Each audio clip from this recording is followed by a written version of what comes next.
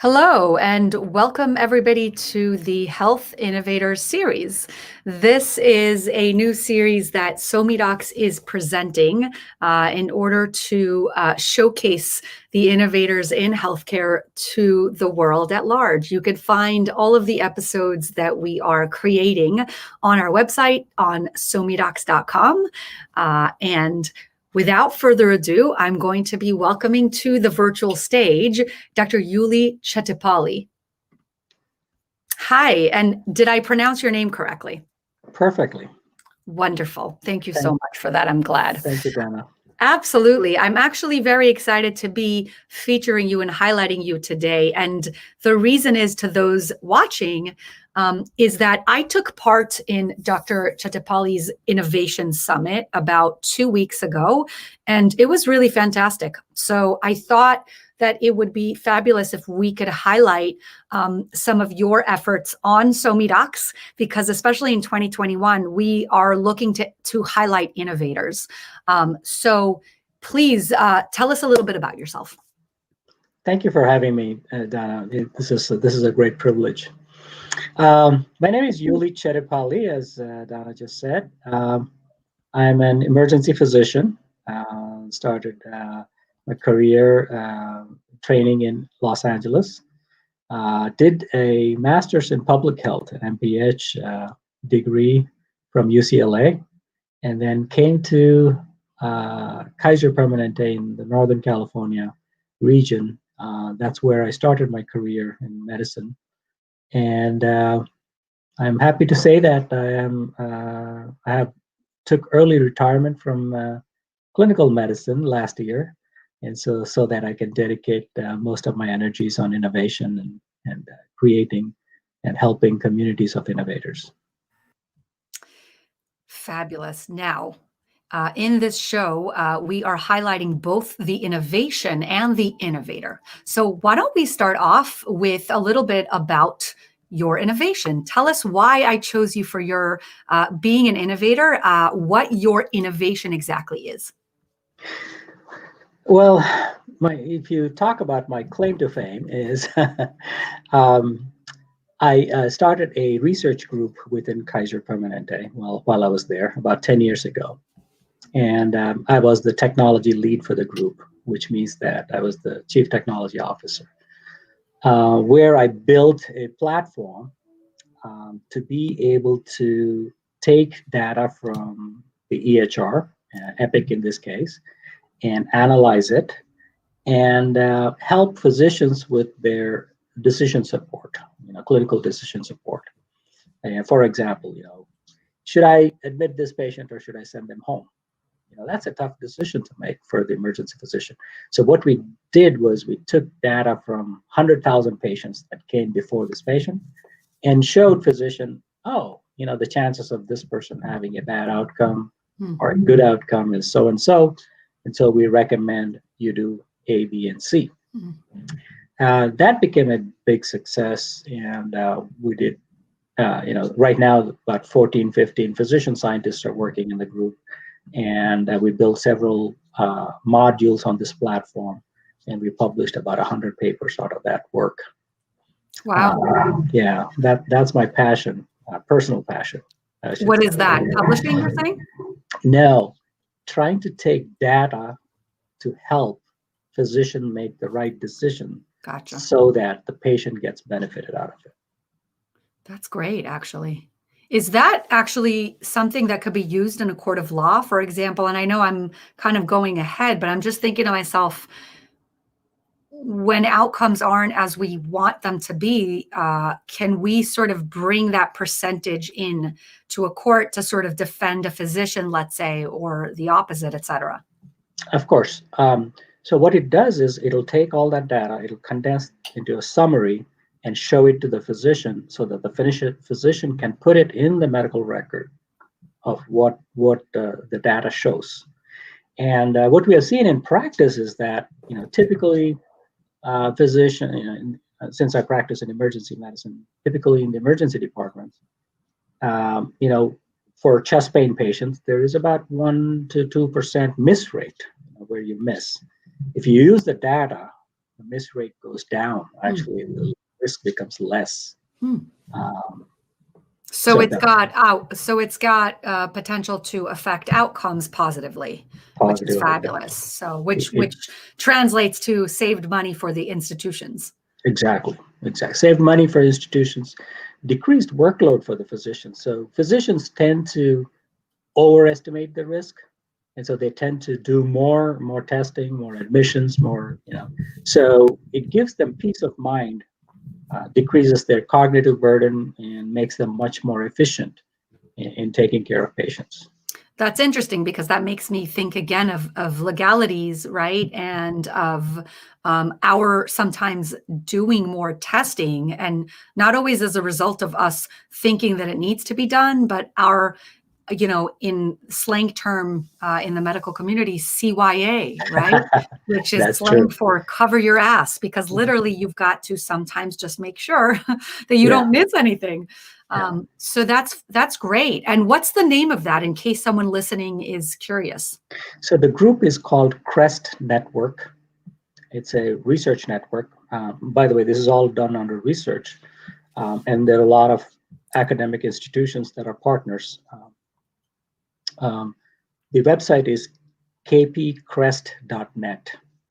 Okay, and we've got a whole write-up for you on SoMeDocs, so all of this is going to be there. For those of you watching that just may have landed straight into this, know that in the SoMeDocs website under the series, this series is called Health Innovators, and your bio and your answers and even more about you is going to all be featured there, so we can certainly go back to that as well. I want to know a little bit more about you, as in behind the white coat, as in when the white coat is shed and you are more of a human and less of the physician or the innovative thinker. What are you like?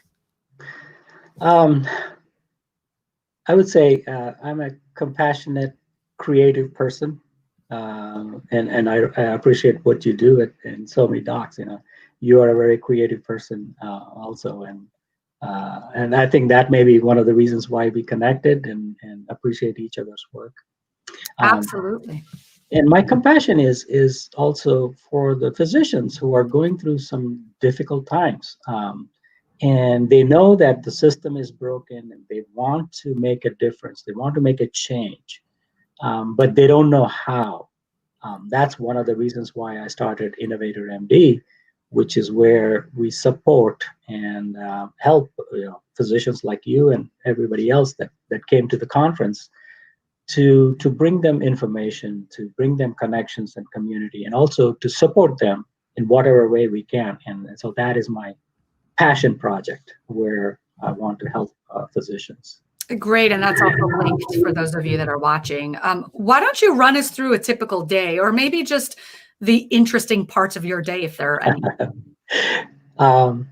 So I spend about half of my time overall on building Innovator MD.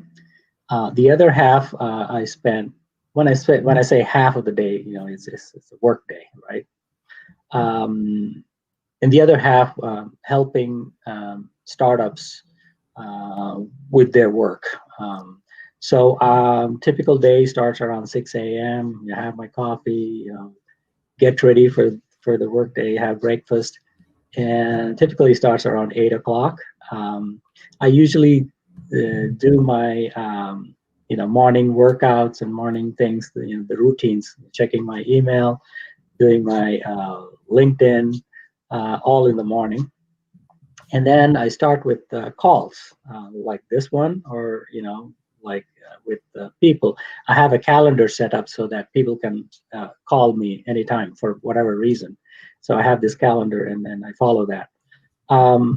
And typically, it leads to very interesting, people that just find it fascinating. That I find fascinating, learning from them, and if there is something that I can teach them, I do that. And then afternoons are typically, I save it for the startups that I'm working with. I usually see, a year about 250 to 300 startups in healthcare. Wow. And And we bring some of them, about 30 or 40 of them, to our conferences and have them talk about their startups so that they can get feedback from physicians. Right. And out of those, I pick maybe one or two to invest money or to invest time becoming a partner with them so that I can help them take it to the next level. Okay. That's my yeah, typical day. fabulous. And do you have a background in business, or is this something you just picked up? No, I don't have any background in business nor IT technology. I just learned it from doing various things. Right. Also, in my career, at one time, I did a startup. Took a year sabbatical from my routine work, and then during the dot-com boom and bust times, it was interesting.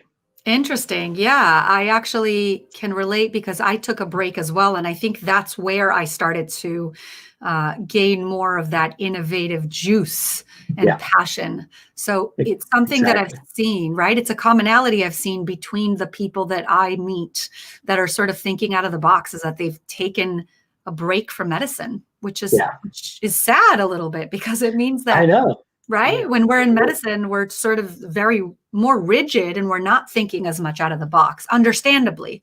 Yeah. But, well, you touched a little bit on coffee, and I know that this is not an innovation of any sort, but it's getting to know you a little bit. So are you team coffee or are you team tea? I am team coffee, but I restrict it to 1 cup a day. Oh, okay. In the morning, so when I wake up. And is that for a personal reason because the caffeine affects you, or is it because of the health effects? I didn't feel a need. I don't feel a need for it, during the day. Gotcha. Sometimes I can get a power nap in the afternoon, so that helps. If I'm working, throughout the day, and if I'm working on something, crazy, that keeps me up. So I don't need coffee to keep me up if it's really interesting. So I don't feel the need for it. Gotcha. Okay. Fair enough. So share with us an interaction that you've had in life that has helped shape your current venture. There are many. So in my career, I first, started off as an emergency physician, then became the assistant chief, and then the chairman of the department. Being the chairman of the department, you see the big picture, and also you understand. You can make this system better, but it is so hard with so many pieces. For example, there was one incident where I said, I need to know how many beds are there in the hospital. I mean, that's a very simple question, right? At any point of time.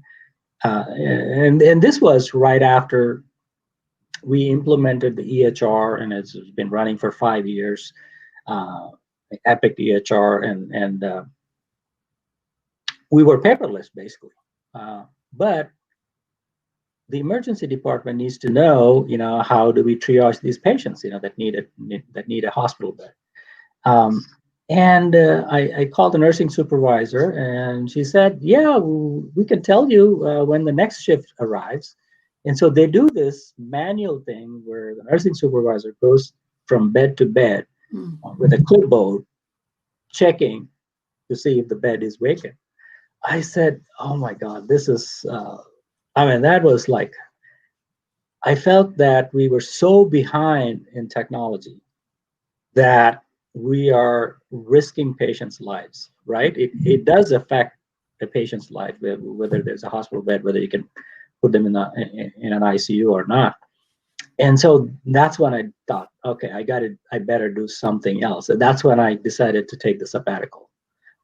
That was the moment where I felt, okay, I need to take a break. So that's when I started this startup and try to gain more understanding of how technology can help healthcare professionals. Right. And then the research followed that. Gotcha. All right. Very cool. Do you have any resources that you can recommend to those people that are interested in listening? I'm not a good reader, nor a writer, but Donna, I follow you. Yeah, that's great. I appreciate that. I am a writer, and I That's an do easy one. read. Thank you. I appreciate that. So yeah, I mean, listen, I don't have as much time nowadays to dedicate to my own things, and that's a pity, but I'm going to try to in 2021. I have my own brand called Dr. Coriel where I put my thoughts down. So I appreciate that. But I like to make people shine like you and like all the other innovators that are really just giving it an effort Exactly. to change the world. Yeah. I think And what's really cool is that innovating is about discomfort, I feel like. Do you feel discomfort ever when you're innovating? it is. It is in a sense that, you have this gut feeling that it'll work, but at the back of your mind, you're thinking, okay, I'm risking so much time, so much energy, so much money on this. I'm not sure if what happens if it fails. Right. By the way, talking about books, I did write a book a couple Oh, of years ago. Yeah, oh, we it's need to called. link that into our, So sure, what is it's it called called? it's called Punish the Machine. The benefit of artificial intelligence in healthcare. That's when I did a lot of research into technology and trying to understand how we can change the lives of physicians and patients to benefit healthcare. Can you Um, explain the title as in when you say punish the machine, that's a what does good that mean? that's a good question. A lot of people ask that. Right now in healthcare, we are punishing the doctors. We are Right, got it. punishing the nurses. Oh, wow. We are making them do work that machines can do much better, faster, easier. Wow. But we don't do that. We kind of put the machines in a sacred place. As a physician, you go and ask your IT department, hey, can you give me a report on how many chest pain patients I saw? They'll say, oh yeah, come back in 2 weeks because we're busy doing something more important, Right. right? Yeah, that's a typical answer. Hmm. And then sometimes they even say, no, that's impossible. We cannot get that. Right. Um, and so we are kind of protecting these machines. We're kind of pampering them.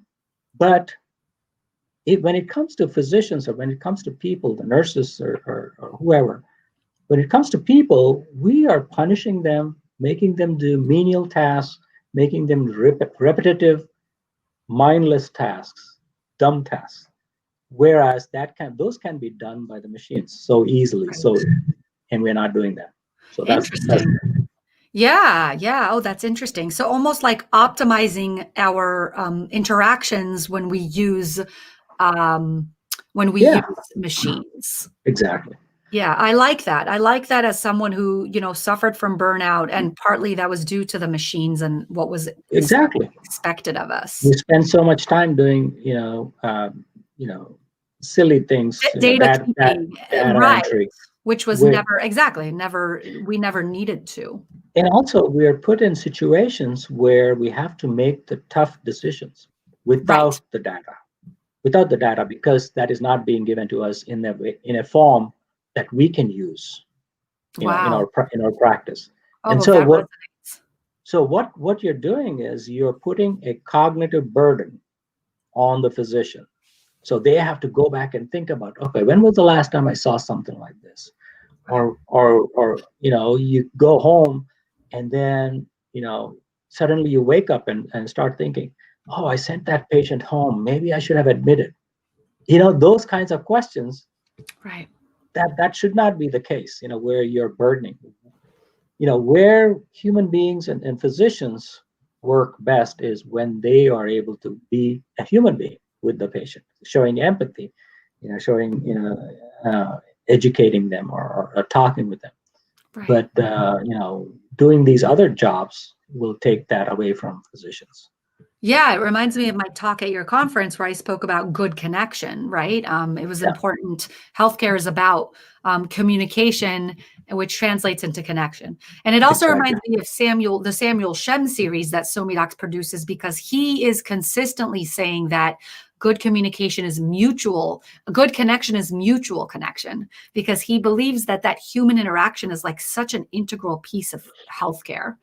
Yeah. So I'm with you there. Now, you touched a little on this, but are there any weaknesses or pitfalls that you've experienced that you're willing to pass on so that we don't have to go through those pitfalls?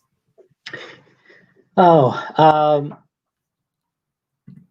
in the startup world, they say that, if you invest in 10 startups, one will become a grand success. Maybe two will be a mediocre success, right? So 70-80% of them will not survive. So if you're thinking about doing something, keep that in mind, because I've done many things where I failed, and so with each failure you get better at recognizing, okay, what is most important and how do you, and we see that all the time, and one of the problems with physicians is that we are perfectionists. Right. And we want the definitive answer. We want everything organized, arranged, and neatly packaged. Sometimes that becomes a pitfall for us. That becomes our weakness, and Right. so we don't push it. If we don't recognize that, we won't try out new things, and so the world misses that. For sure. That's it could fabulous. have been a big hit, and you didn't pursue And you it, didn't, try it. right, you didn't put yourself out there. That's great. I can certainly relate to that. Yeah. Now, I do tend to try to keep these short. This is the first in the series, or a little into them. But I want to leave it with an ask, which means that I want you to ask whoever's watching this for something that you need right now at this point in time. Oh boy. We need more innovators. We need more people doing innovation. We need people to think about machines as friends. The only reason why we think them as enemies is because they are dumb machines. We need to make smarter machines. To make smarter machines, we need doctors to be helping the engineers to make smarter machines. And so my ask is, get involved in innovation. And if you need any help, come to us, innovatormd.com, and we'll be happy to point you in the right direction, create that connection, and help you with securing what you need. Fabulous. Well, with that, it's a great place to close. And I'm going to remind those watching that you can find Dr. Chettipally's excerpt, his episode, in our series section in the SoMeDocs.com website. And when you click into it, you can first of all find a lot more answers that he's given us in a written interview. And you can find both this video and all the links to where you can find him to connect with him. And I wish you the best of luck. I think we're going to continue being in similar circles and being in touch. Of course. Yeah, it makes me a better innovator to be connected with innovators like you. So I appreciate that. And I'm looking forward to more that's going to come out of you. Definitely. Thank you very much for having me. And also, I would love to see this collaboration continue. Thank you so much, and goodbye to everybody watching.